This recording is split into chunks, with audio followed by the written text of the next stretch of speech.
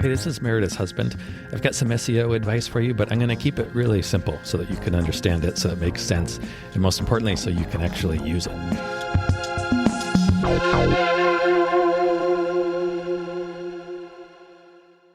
Hello, everybody. Hello. Hello, hello, hello. Happy New Year. Oh, yeah. Happy New Year. If you are listening to this, it is the very beginning of 2022. Yes, thank you for joining us. Yeah. Thank you. Let's hope this is a good one. Yes, let us hope. Yeah. It seems that we've been, the last several years in a row, we kind of always begin the same. Let's hope this one is better than the last one. Yeah. Well, you got to. You know, somebody just recently said, if you have low expectations, you're pretty happy. Yeah. Yeah. I heard a quote. I don't know who it was initially. It was like Winston Churchill or somebody big, and somebody else was, quoting him, and it was like, the man or the person who thinks he can succeed and the person who thinks they can't succeed are both right. Yeah. Which I liked. Yeah. That's great.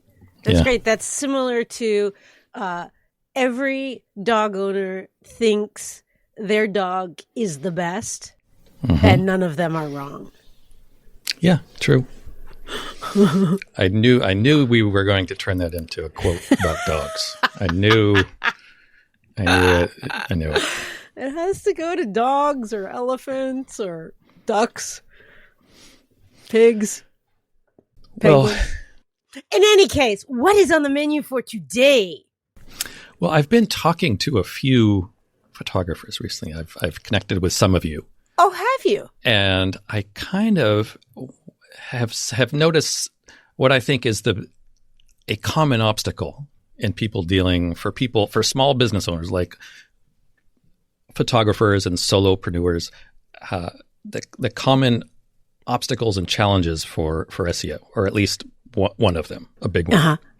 And I don't think this is any surprise, really. I think we've kind of touched on this before, but it seems like it's just the intimidating aspect of it. It just seems like an overwhelming, never-ending thing. Yeah, it's like SEO is this kind of murky, looming, heavy cloud of And it's a big unknown. Yeah. Oh, yeah. Yeah. Because I think it's because, particularly, at least as a photographer, we see results. We take the photo and we see it, and it's there. Right. It's a known. And the SEO, I feel like, you're almost playing Dart the Donkey, and it's 3D, and you're wearing virtual glasses, and the donkey could be below you for all you know. And you're really just a computer algorithm. You're not even alive. You're a brain in a jar. Yeah. Yeah. And the computer algorithm itself is confusing. Like, what is that? Who sets that? And photography is instant. Now it is. You take a photo and you look at it and you see, did I get it or did I not get it? Yeah. So SEO is not like that. Not like that at all.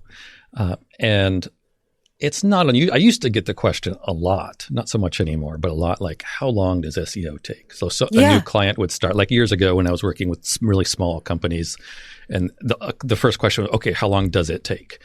Right. My response, I don't actually remember how I responded. I probably gave a range of months or something.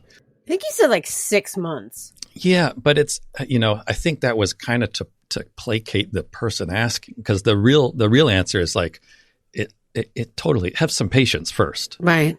To me, it's kind of like asking, well, how long does it take to get in shape? Yeah, right. Well, what kind of shape are you in right now? Right. Are you going to work out every day? Are you going to have a trainer? Are you going to work out for 1 month and then stop? Or, right. There's so many things that go into it. And it's also not something that you get in shape and then you're done. Right. It's like, I'm going to get in shape in 4 months, and then I'm all set. Like set for life. Yeah. So it's more, so yeah. Number one, have some patience. You're going to need patience. If you don't have patience, if you expect fast results and you expect to do SEO and be done with it, it's going to be very challenging and frustrating. And I think that's because also we as a society, everything is like, I need a car. Everything is boom, instant. there it Right. is. I need bananas. Vunk, there it is. Yeah. I need a flight. It's all so Yeah. instant. So that's Very much. I think it goes against the forward motion of, okay, I work and I get it. It's like I work and I get a treat. Right. Yeah. There's a lot of this in our society right now, and that's probably we could do 10 episodes on that alone. But anyway, I think in terms of your expectations, what is SEO going to be like? It's probably not going to be like what you think. Right. Because a lot of people think, oh, I need to get this keyword to number one. Oh, it's not on number one. SEO didn't work. Right. It's kind of like when people think, oh, if only I had this, then I'd be happy. Then I'd be set. And none of that is true. There's no magic bullet. That's also true. Or pill. Or button. There's lots of magic pills. There are lots but of magic pills. I don't have any. But Oof. It's not SEO is. I would encourage people to stop thinking about SEO in terms of like having one keyword at number one or on the first page. SEO is improving the business you get organically through search engines. It might be the one keyword that you thought. It very often will not be. Interesting. And there's a lot of different. There's different things within SEO. It's not just about I rank number 4 for that keyword. There's more to it than that. And it's kind of like, I think in terms of rankings, when you are looking at a particular keyword, and we do track keyword rankings on average just to get a sense of, momentum and movement. But even when you're looking at a particular keyword, you're not going to go from having a keyword on page 10 or page 5 or page 30 to being ranked number 1. Right. That just doesn't happen. Yeah. The way I think about that is that's like running a race. Like let's say you're running a mile race, which is I think like 4 laps around the track. So imagine if you are after like 2 laps, you're, say there's 50 people running and you're at number 40. Mm-hmm. You can't just do something and all of a sudden be the leader. Right. You gotta pass 40 other people. You can't do that instantly. It's like if you're making a pie and you have all the ingredients, it's not a pie yet. You have to cook it, and that takes time. Yes. And sometimes you can burn it or undercook it. Just FYI, everything we discuss is going to be translated into an anecdote about food or pets. Welcome to my world. Pretty much, I could say pretty much anything. The response could be, you mean like a pie or like ice cream? Yes. Actually, I was listening to another podcast, and they were doing the exact same thing. Well, they were talking about pies. And I actually stopped at some point because I'm like, okay, it's like 5 minutes now. You're talking about pies. Let's talk about something else. But anyway, back to my race analogy or your pie analogy. Yes, you don't. Just because you go out and you buy the ingredients for a pie doesn't mean you have a pie. Exactly. Like, there are several steps involved. Now, in the racing analogy, I kind of like it because it's you sometimes you can pass a handful of people all at once. Yeah. You could go like, let's say you're making progress, and then there's a group of like 10 runners, and you pass them by, and you've kind of you don't go from last to first instantly, but sometimes you can make progress more than just one at a time. That's a lot like individual rankings, because I sense a lot of people also think they're going to do something to their website and they're going to check Google tomorrow and they're going to be number 1. Right. Boom, done. Rarely does that happen. Right. That used to happen many years ago, and that was a lot of fun, but doesn't happen anymore. So I think what might be helpful is to kind of walk through what the process is, kind of high level, the steps that are involved. Yeah. None of them are like rocket science. Right. But there is a process, and just understanding what each one is, that helps people understand, be like, oh, I see. Anything to make clear the murk would be great. Mm-hmm. Okay. So I just have to go learn what those steps are. No, I'm just kidding. There are about, I group it into about 5 sections, categories. And within there are, individual steps. But these categories basically include everything that you'll encounter on an SEO journey. So number 1 is pie. Set up and so go buy the pie crust. Sorry. And so the first step is to do some initial setup and like basic research. So figure out, what am I working with here? I'm always surprised at how little people know about their website, how it's performing before they talk to me. Yeah. You got to know what's happening. Are you getting any visitors? Are you getting visitors from Facebook or from Google or from Yelp? Are those people contacting you? How are they coming to your site for 2 seconds and then leaving? Do they stay for, so without this stuff, you don't have any sort of measuring. You got to benchmark. You got to say, this is my starting point. And then you got to set up some tools. And those tools are going to help you make improvements. But the very first step is just to set that up, get them set up, connected to your website so that you have them. And then in future steps, you're going to come back and then use those. But that's just kind of number 1. It doesn't take a lot of time, but it's kind of crucial. Yeah. And then the next step is what I call quick wins, some easy fixes, the low-hanging fruit. Right. When you do that step 1, inevitably, you're going to uncover something. You're like, oh, I could fix that. You're going to see something that's happening somewhere, and you'll be like, oh, I can change that right now. Right. This happens to me with every single client, always. I'm working now with a client that's like a huge company. They're they're a tech company. And one of the first things we realized is one of their single biggest keywords delivering the most amount of traffic leads to a blank page on their website. They didn't know this. Yeah. So there's very often things you're like, oh wow, I can fix this very quickly. Yeah. And it's going to affect my bottom line. Something like that is like somebody's coming to my website and and something is wrong, and so they can't even make any progress. You fix that, man. And like instantly, as soon as you fix that, those people all of a sudden might start contacting you or buying. So we've talked about that before. Would fall into a conversion issue. Got it. But there are other issues also, like. One of the first steps is doing, brand SEO. So people who are looking for you or your company by name, go to Google and do that search. And how are they getting to you? I had another client just very recently. They did that and they followed one of the links in their website. It wasn't working. And it wasn't even working. Wow. And again, those are the people who are actively looking for you. They already know about you for some reason. They're gold. Yeah. So there are almost always some very quick wins like that.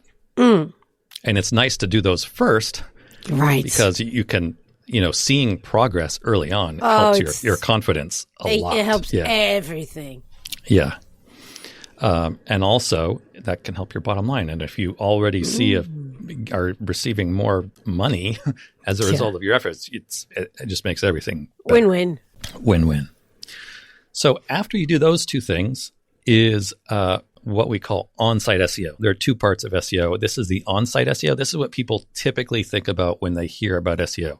Meta tags, image alt tags, titles, all that sort of stuff. And there's kind of 2 parts to this. Number 1 is just fixing technical errors, fixing problems. And you just need a tool for this. You don't need to learn all this stuff. Is that SEMrush?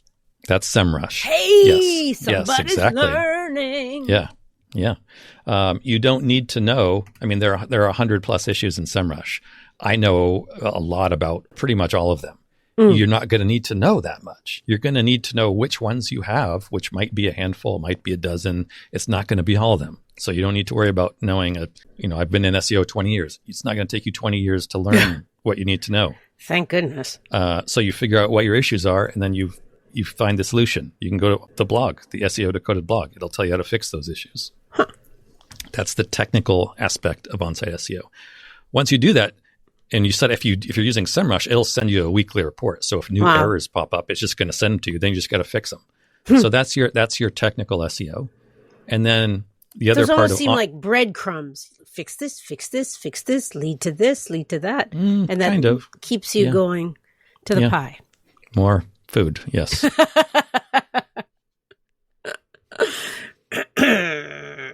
And then, so once you have those technical things done, then your on-site SEO is a matter of just making it better. So your title tags are there and your image alt tags are there. Everything is there and present. It's working as it should. Now you can tweak it to make it better. How? Again, SEMrush has tools for that. Right. You look at how, they're my titles. Can I make them shorter? Can I make them more effective? Can I get my keywords nearer the beginning? Stuff like that. Right. And again, SEMrush has a tool like, I think it's called like SEO ideas or something. It's like things like, hey, look, considering this page, if you want to optimize it for this group of keywords, think about things like this, and it'll give you a list of things to think about. And some you will do, and some you'll think, no, that's not right. I don't want to do that. Yeah. That's more of like an ongoing process. It's not ongoing. You don't have to do it every week. Once it's done, it's pretty much done. But as your site grows and changes, you add new pages, add blogs, you'll have to kind of establish a rhythm in how often you come back and do that sort of stuff. Interesting. Then you're going to want to think about your off-site SEO. That's the links. That's the links we've been talking about. Right. This is the part of SEO that is ongoing. And that doesn't mean the same thing. You don't have to work on it every day or every week, but you want to establish a sort of rhythm. Like how often can you, do a blog entry or create a resource for your users? Right. How often can you check your analytics and see what's working? And how often can you look at your competitors to see what's working for them? There's no right or wrong answer in terms of how often you do this. Right. This to me seems the harder part, because it's not just I do this and it's done. It's the more work involved, time involved. Thought. There's more thought involved. Yeah. Because you have to think critically. Yeah. And I think for me, and I think probably for a lot of other people as well, that is the difficult part. Because you gotta eliminate distractions for a little while. And give something some quality thought. Yeah, which is hard now. It's hard. I know. Or it can be challenging. It is challenging, yes. It's definitely challenging. But I want you to keep one thing in mind. Yes. When you're doing this, you're not competing. So there's other websites that you're competing against for rankings in search engines and traffic. There's only so many people using Google, so people are competing to get those users' attention. When you do that, when you're competing, you're not competing against people like me. You're not competing against people who have been doing SEO for 20 years. You're competing against other photographers. Right. And to be honest, in terms of SEO, that's a low bar. Right. Obviously, nothing against photographers, but you're a photographer. You're not an SEO person. Which is one of the reasons for this podcast. Yeah.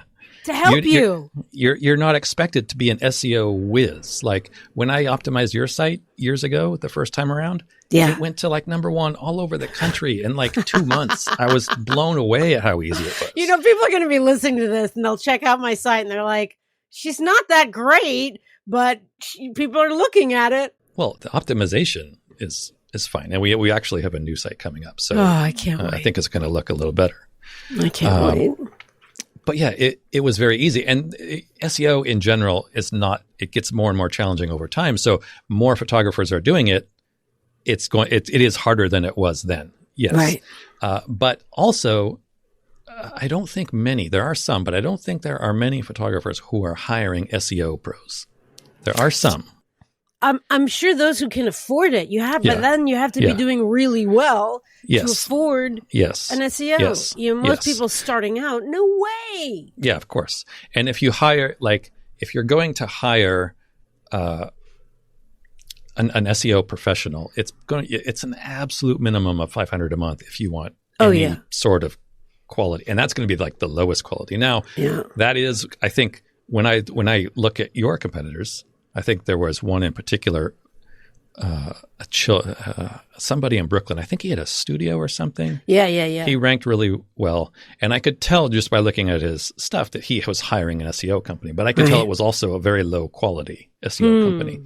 But it was still working. Yeah, it's better than... Now, is a low quality SEO better than a no quality SEO? Well, usually, yes. Unless you're getting like totally scammed or somebody's doing something wrong. Which just seems common. Yeah. Well, I don't know how common that is anymore.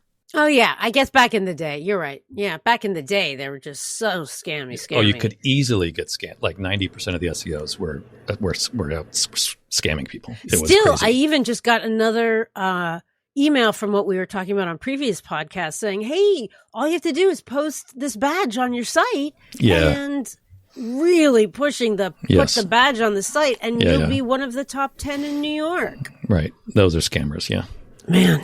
But keep that in mind that you don't have to be like a ninja SEO black belt, to improve your traffic. Right. It would be great though to be a ninja black belt. Being a ninja. I saw a documentary not too long ago. There's one ninja remaining in the world, like an actual ninja. Being a ninja really? is actually a thing. There really is like a ninja. I mean, there's not a single school of ninjas, but like it is a thing. School 101. Yeah. And it's just died out over the years because, it's obviously taught from one generation to the next. It's not something like you go to ninja school.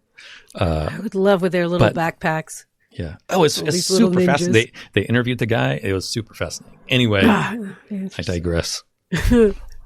Ninja. Yeah. How would Miss Piggy say that? Ninja.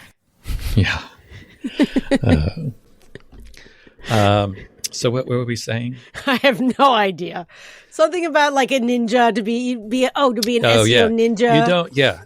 And again, this is I think a common misconception about SEO. Like it's either you're crushing it or you're not.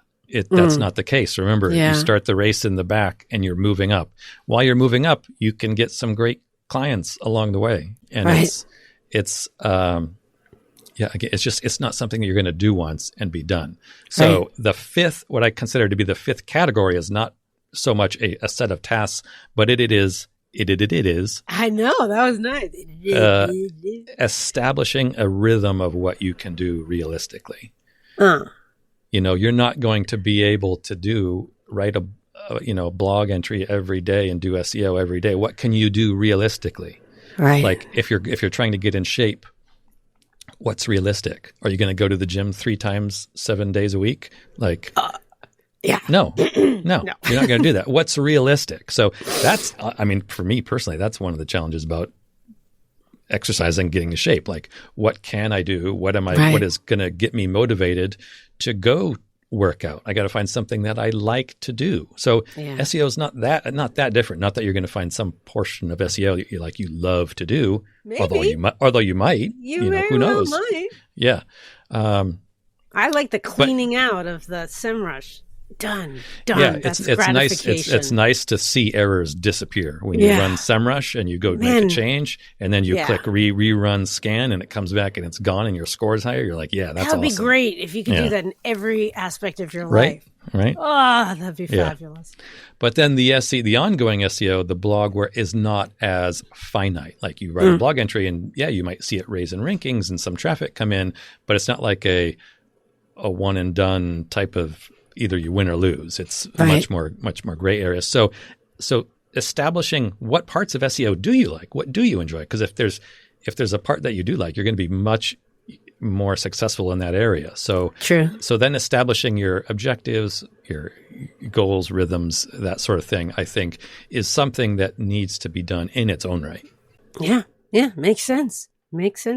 So have some patience. If you did not have somebody taking care of your SEO for you, yes, would you? I'd be so sad. Would that make you? Yes, of course.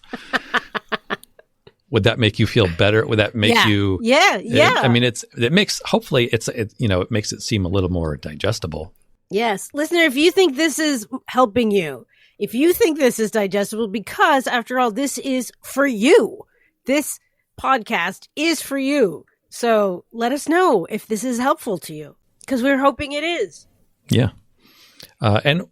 In the upcoming months, we'll dive more into these individual aspects and how things are done. Oh, good. So but this is kind of it. That's kind of it. Yeah, that's kind of it. There's nothing like there's no aspect of SEO that I didn't just cover, basically. Right. And pretty much anything I can think of in SEO that you'll need to do will fit into one of those things.